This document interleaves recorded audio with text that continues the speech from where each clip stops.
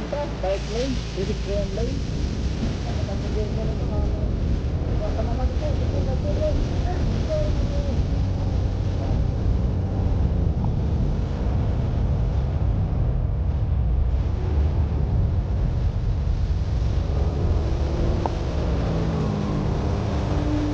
Morning po mga bayan, welcome po sa ating panibagong update, no? First update rito po sa Alaminos, San Pablo Bypass Road mga bayan. Na kung saan nasilip natin kaganina sa drone shot natin yung mismong bypass road na kunti lang kulang mga bayan, makonekta na po doon sa mismong Maharlika Highway sa may Barangay San Vicente, no? Ang pinakadulo nito. Nasilip natin sa ating drone kaganina mga bayan, mula rito sa pinakadulo ng bypass road na ito, 1 kilometro na lang. Madugtong na po doon sa mismong Maharlika Highway sa may Barangay San Vicente, San Pablo City, Laguna. Kaya nanawagan po tayo sa ating national government, sa ating mahal na Pangulong PBBM. Sana po ay mapunduhan ito, itong 1 kilometro na ito, para itong bypass road na ito, mapakinabangan po ito ng mas marami dahil at mas luluwag na po ang trapiko sa bayan ng San Pablo at doon sa mismong Alaminos once na ito'y makonekta na talaga sa mismong Maharlika Highway, mga kabayan. Kunti na lang sa ating drone shot, masisilayan natin ito po. Ito po yung description mga kabayan, no? Once na ito'y matapos na, no? Itong bypass road na ito mga kabayan, mula doon sa may Alaminos bayan hanggang dito sa mismong Barangay San Vicente, San Pablo City, Laguna. Yung Barangay San Vicente mga kabayan ay malapit na po yan sa mismong Arco, sa may Villa Escudero mga kabayan, no? Halos kalagitnaan po yan mga kabayan sa SM San Pablo at bandang Arco ng Quezon Province mga kabayan at Laguna. Ito po yung kabuuan ng ang haba po nito mga bayan ay umaabot po ito sa 12.83 kilometers mga kabayan, no? Sa may Alaminos bayan ito mga bayan, sa may Maharlika Highway, gilid po ito mismo sa may SLEX TR4. Ito na po yung pinaka-entrada mga kabayan, ito siya, no? Ito yung entrada mismo. Diyan sa unahan, yan na po yung Alaminos bayan. Ayan po ang tulay na yan. Yan na po yung SLEX TR4. Ayan.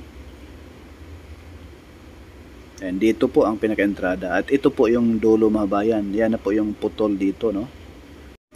Yan na po yung tumbok mga bayan. Hindi po natin alam bakit hindi pa siya magalaw-galaw, no? Hindi pa matuloy-tuloy dito sa area. Pero at least madaanan na rin po kasi may daan na po siya papasok, no? Sobrang luwag na po yan dulo mga bayan. Diyan sa mga puno na yan. Itong pakanan po, papuntang Lipa, Batangas. Itong pakaliwa, papuntang San Pablo at Alaminos bayan. Yan po ang tumbok. Diyan yung may motor na pumasok, diyan po mga kabayan. Yan na po yung karugtong. Diyan sa likod diyan, malapad na po yan.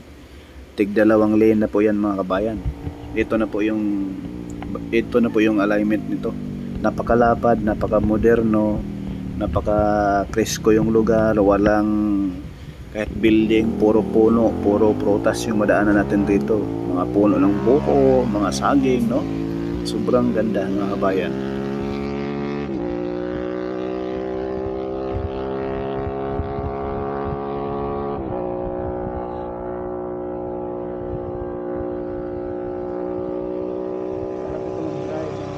Grabe ang luwag.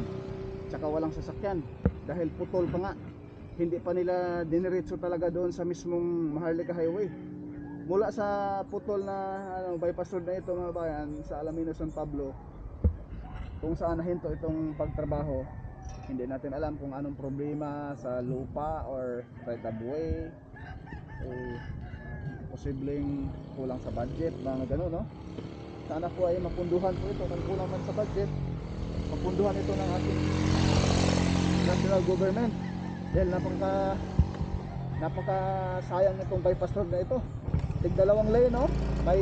May motor lane pa, bike lane, pedestrian lane. Napaka-moderno nito mga kabayan. Kaya samahan niyo po si Puka Studio. Let's go! Yan. Mabangan sa ninyo mga kabayan sa group chat natin. Maya hapon natin hapon.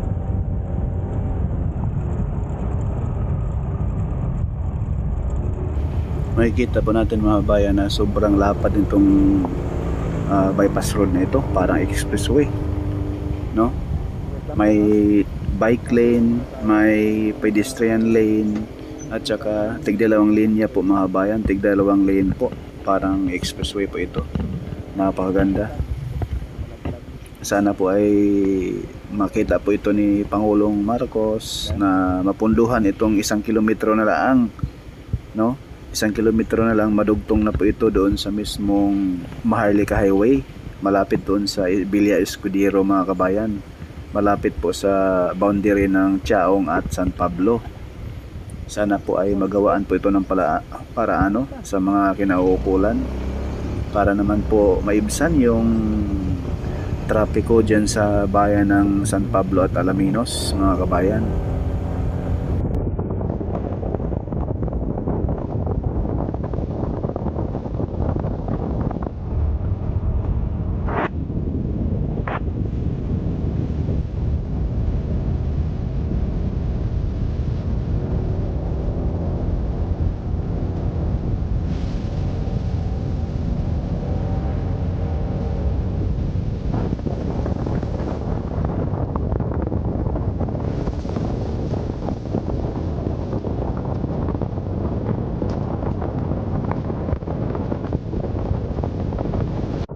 Ito na po mga kabayan yung dulo. Ayan po titingnan natin mga kabayan.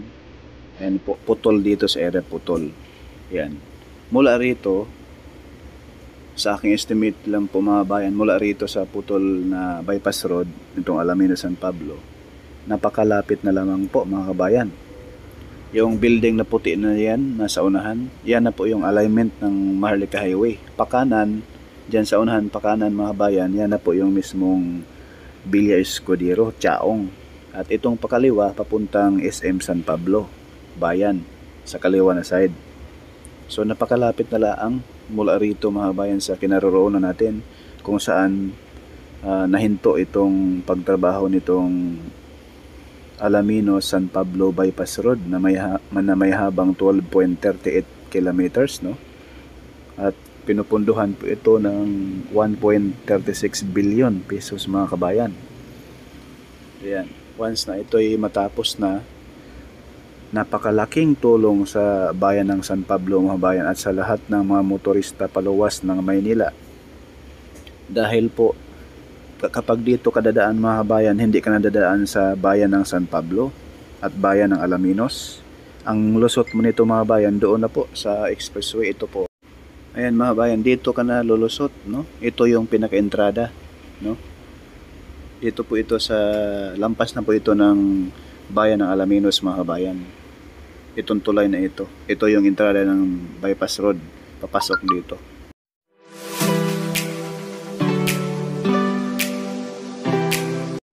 Once na matapos na po itong area na ito mga bayan, napakaalawa na po ang biyahe. Kapag ikaw ay galing ng Chaong, paluwas ka ng Maynila, mapabilis na po. Hindi ka na dadaan sa dalawang bayan ng San Pablo at itong Alaminos. Mabilis na po siya dahil napakaluwag. Dito sa bypass road na ito mga kabayan, walang traffic po. Dire-diretso po ang biyahe. Napakaluwag. Ayan na po yung alignment ng Maharlika Highway. Ayan po mga bayan. Yung mga sasakyan na nakita niyo mga bayan, yan na po yung Maharlika Highway. Ayan. Natabunan lamang ng mga punong kahoy.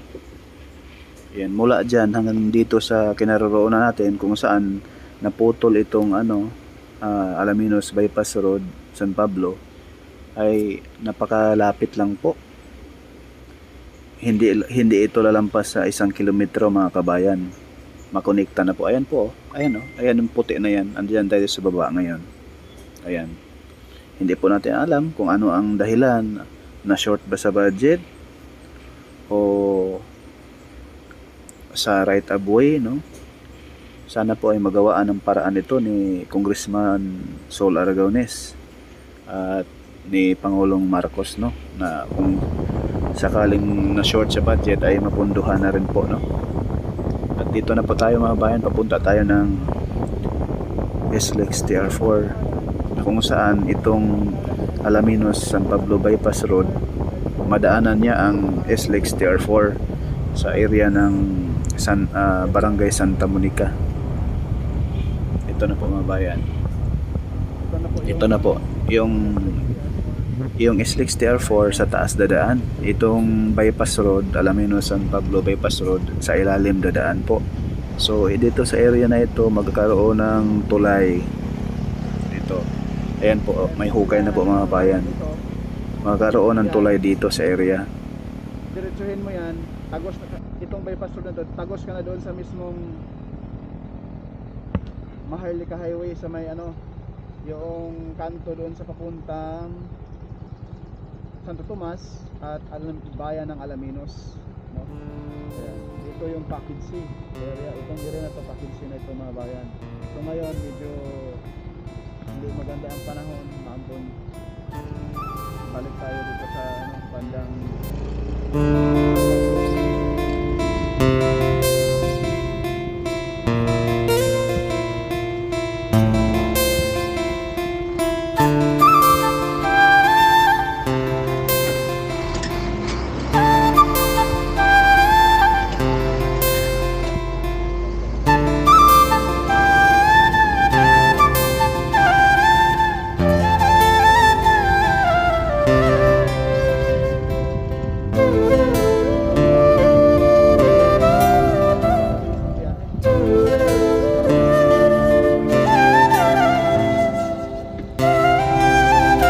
dito na lang muna mga kabayan yung ating latest update dito po sa Alaminos San Pablo Bypass Road.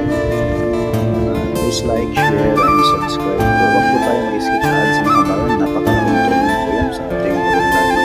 Thank you po at pagpalain po tayo ng mga kabayan. Itong bypass road na ito ay makonekta na po sa Maharlika Highway sa labing madaling panahon. Thank you po.